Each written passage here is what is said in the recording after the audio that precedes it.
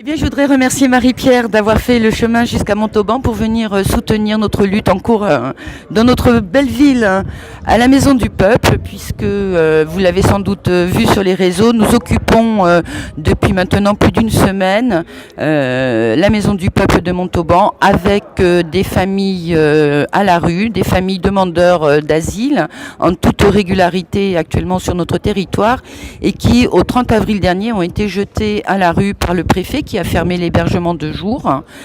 Et je souhaitais que Marie-Pierre vienne apporter son soutien, ce qu'elle a fait, et je l'en remercie vivement. Marie-Pierre, merci.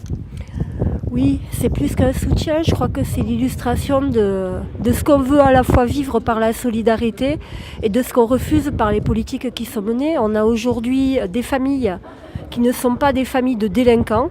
D'ailleurs, quand bien même ils seraient délinquants, ils auraient besoin d'un toit au-dessus de la tête.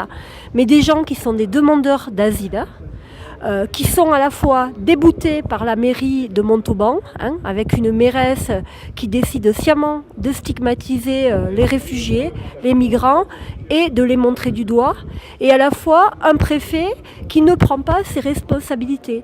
Parce que comme je le disais un instant à la journaliste de la Dépêche, la question, ce n'est pas d'héberger tout le monde par le 115, parce qu'à un certain moment, dans les hébergements d'urgence, on est en train de mettre en concurrence un public défavorisé, précaire, qui est à la rue, avec un public précaire, défavorisé, mais qui en plus est réfugié et migrant.